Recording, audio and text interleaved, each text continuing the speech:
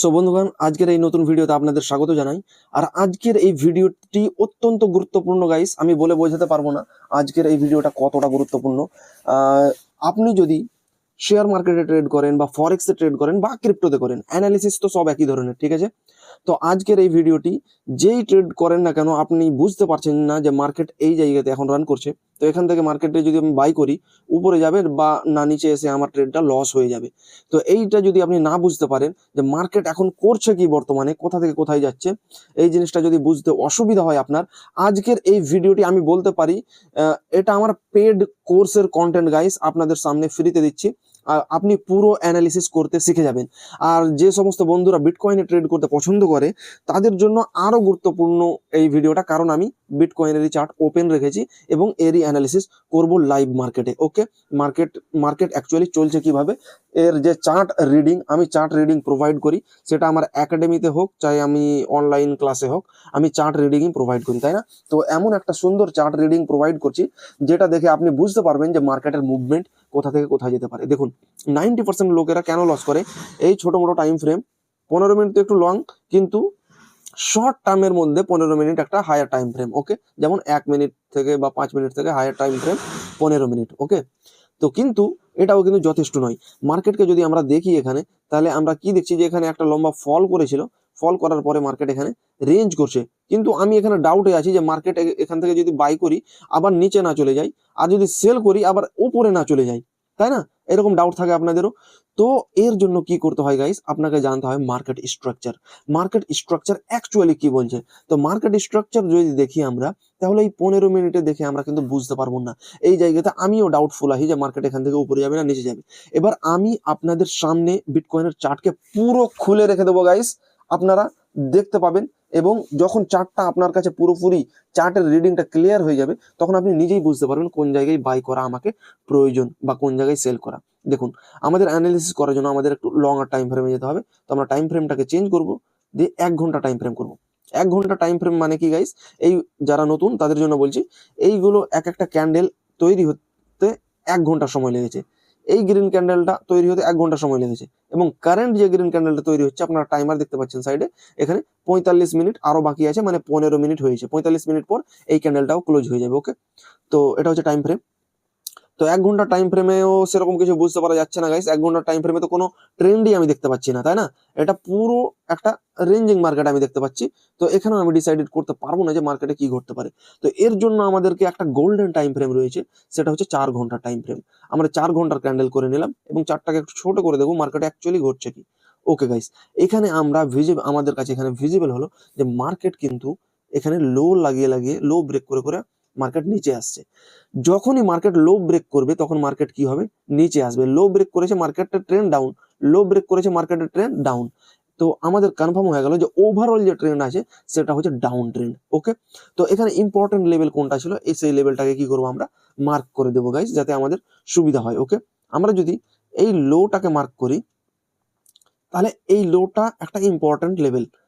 মনে করুন এতটাই মার্কেটে ঘটেছে এবং এই মার্কেটটুকু নাই। ওকে, এখানে দেখুন এই লোটা ব্রেক করার পরে এখানে দ্বিতীয়বার চেষ্টা করেছিল, কিন্তু ফাইনালি এই জায়গাতে ব্রেক করার পরে মার্কেট আবার উপরে গিয়ে এটাকে রেজিস্ট্যান্স বানিয়ে নিল।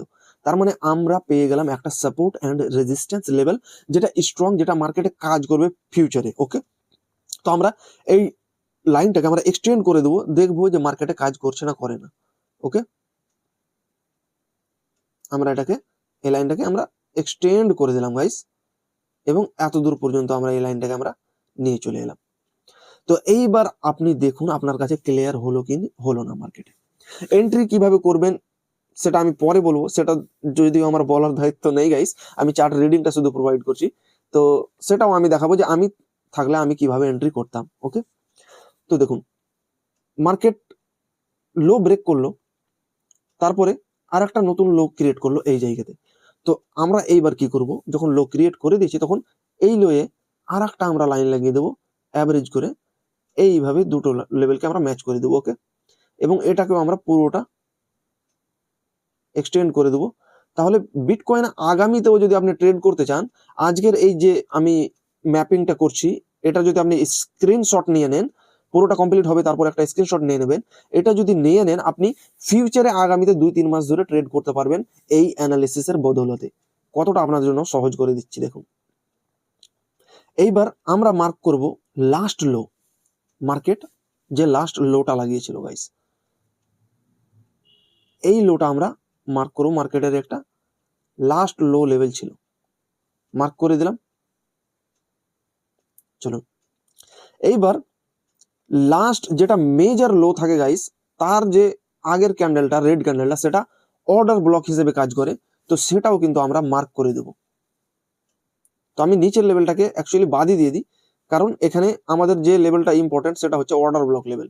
তো আমরা এক কাজ করি, অর্ডার ব্লকটাকে মার্ক করে দিই, তাহলে দুটোই মার্ক হয়ে যাবে।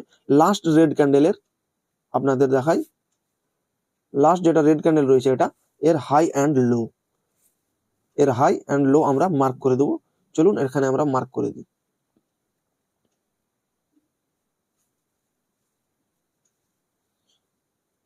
এই যে আমি হাই থেকে এই রেড ক্যান্ডেলটা, লাস্ট যে রেড ক্যান্ডেলটা থাকে এটা ইম্পর্টেন্ট মেজর লেভেলের, ওকে, এটা হলো পিওআই লেভেল বা অর্ডার ব্লক লেভেল, আমরা এটাকে মার্ক করে দিলাম গাইস, এবং সম্পূর্ণটাই আমি এটাকে এক্সটেন্ড করে দিই গাইস।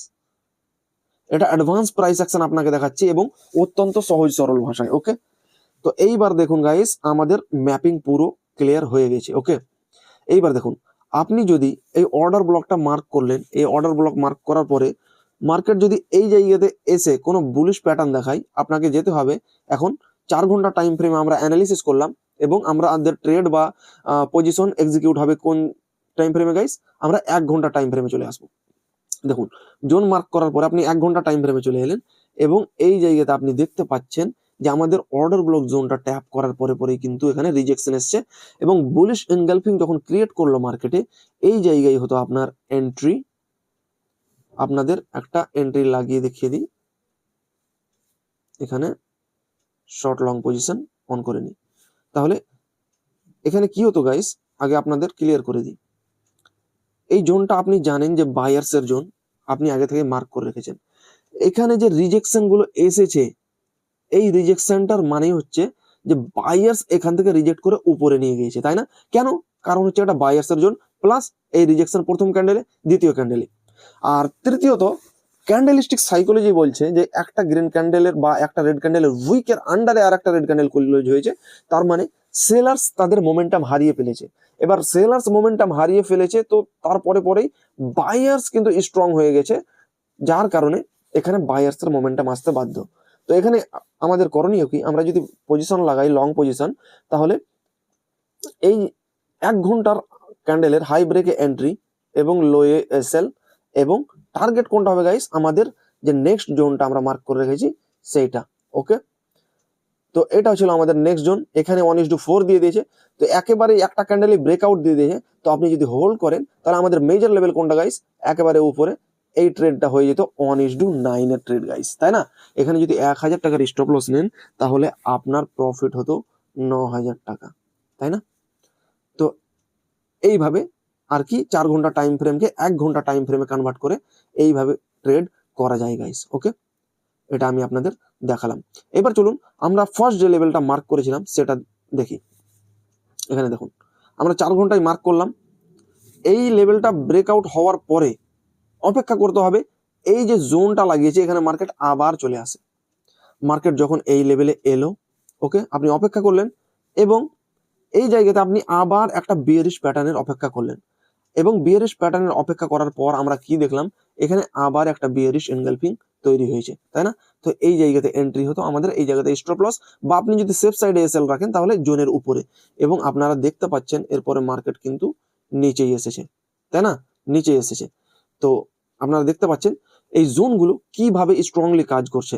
এবং এখানে লক্ষণীয় বিষয় গাইস, এই লোটা যে আমি মার্ক করলাম, এই লোয়েও মার্কেট যখন এসেছে, এই জায়গা থেকেও কিন্তু মার্কেট রিজেক্ট হয়ে মার্কেট এই উপরে এসেছিল।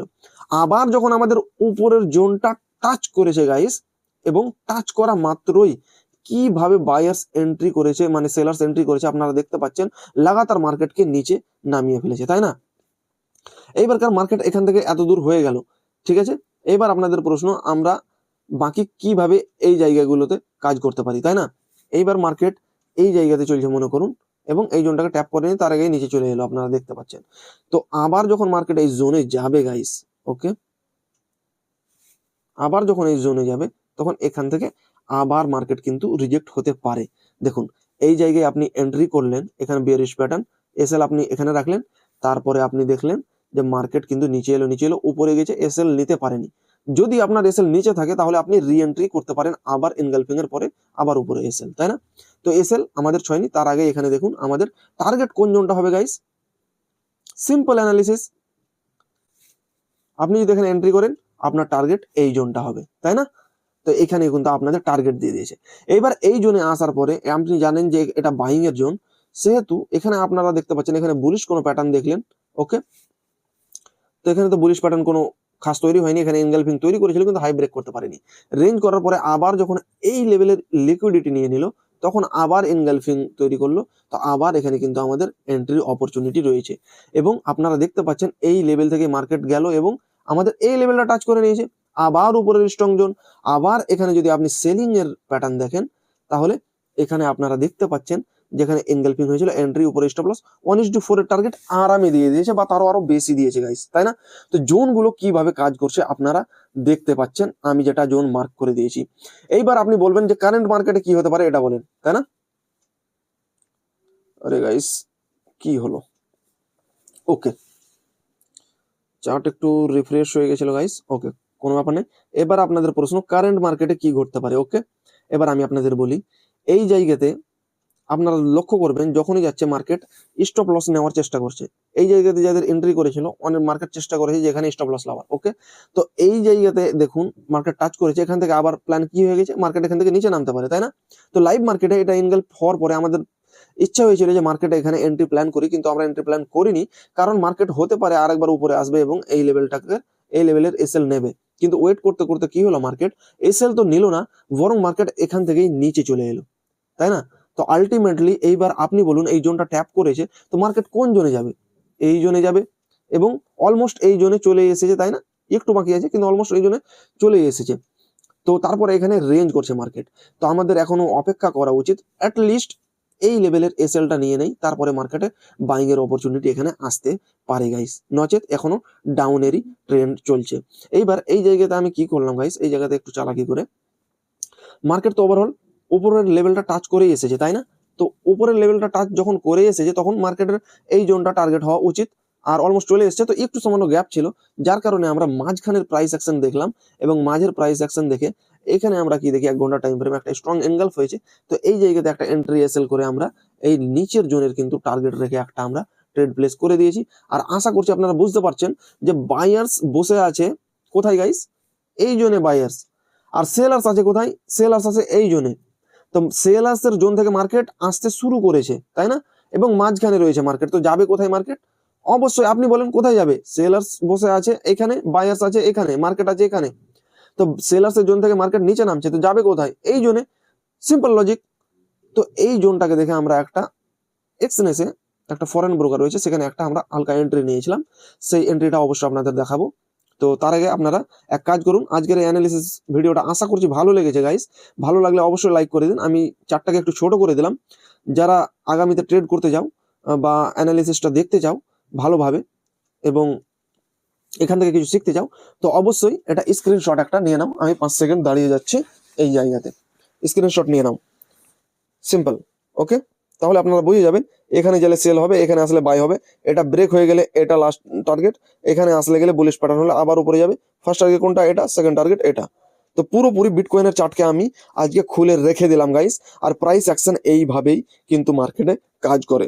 তো চলুন আপনাদের দেখিয়ে দিই আমি এক্সএনএসে আমরা যে এখানে পজিশনটা নিয়েছিলাম, জাস্ট আপনাদের দেখানোর জন্য এখানে আমি একটা সিম্পল একটা ছোট্ট পজিশন নিয়েছিলাম। আপনারা দেখতে পাচ্ছেন এখানে এন্ট্রি এবং আমাদের নিচে টার্গেট রয়েছে। এখানে আমরা পোর্টফোলিওতে যদি দেখি এখানে ক টাকা প্রফিট চলছে আপনারা এটা দেখতে পারবেন গাইস। আমি প্রফেশনাল ট্রেডার নই, আমি চার্ট রিড অ্যানালিস্ট।